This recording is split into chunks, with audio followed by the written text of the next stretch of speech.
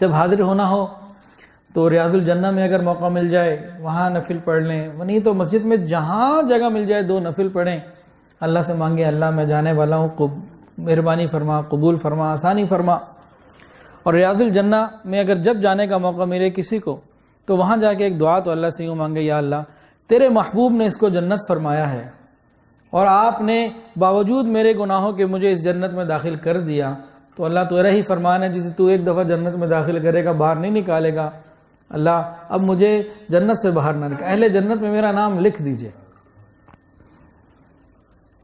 اس طرح انسان اللہ تعالیٰ سے مانگے تو اللہ تعالیٰ مہربانی فرما دیں گے۔ معجزہ شریف میں جب حاضر ہو تو کثرت سے درود شریف بھی پڑھتا رہے، کوشش کرے 70 دفعہ پڑھ لے یا جتنا پڑھ لے، کم یا زیادہ، تو درود شریف پڑھتا رہے۔ اور قرآن مجید کی ایک آیت اور ہے، اس کو بھی ذہن میں رکھے بندہ، 5ویں سپارے میں ہے، وَلَوْ أَنَّهُمْ إِذْ ظَلَمُوا أَنفُسَهُمْ جَاءُوكَ فَاسْتَغْفَرُوا اللَّهَ وَاسْتَغْفَرَ لَهُمُ الرَّسُولُ لَوَجَدُوا اللَّهَ تَوَّابًا رَحِيمًا۔ اس آیت کا مفہوم یوں ہے، اللہ فرماتے ہیں میرے محبوب، وہ لوگ جنہوں نے اپنی جانوں پر ظلم کیا آپ کے پاس آتے ہیں تو ان کو چاہیے کہ یہ اللہ سے معافی مانگیں، اور محبوب آپ بھی ان کے لیے اللہ سے معافی مانگیں، تو پھر یقیناً لازماً اللہ تعالیٰ کو توبہ قبول کرنے والا اور رحمت والا پائیں گے یہ لوگ۔ یہ اس کا مفہوم ہے۔ نبی علیہ السلام کے پاس لوگ آتے تھے نا،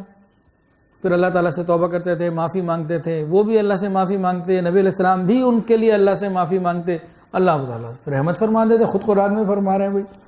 تو بھائی حضور پاک صلی اللہ علیہ وسلم تو نبی آج بھی ہیں، تو آج بھی نبی ہیں، چلو ہمیں اس زمانے میں حاضری کا موقع نہیں ملا، آج تو مل گیا نا۔ تو اس آیت کو، واقعے کے مفہوم کو ذہن میں رکھتے ہوئے ہم روضہ رسول پر کھڑے ہو کر اللہ تعالیٰ سے معافی مانگیں، یا اللہ ہمیں معاف فرما دے، یا اللہ ہمیں معاف کر دے، یا اللہ ہمیں معاف کر دے۔ اور حضور پاک صلی اللہ علیہ وسلم تو اپنی قبر مبارک میں حیات ہیں، فرمایا جو دور سے سلام پڑھتا ہے، درود پڑھتا ہے،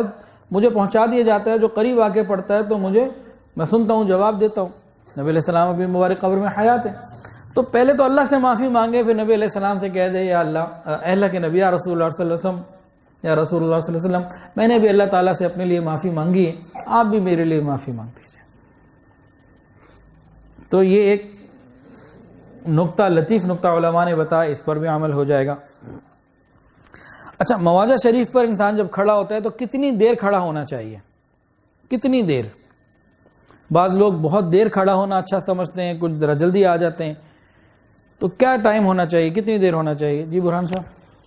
ابھی چل رہا ہے نا، تو کتنی دیر کھڑا ہونا چاہیے،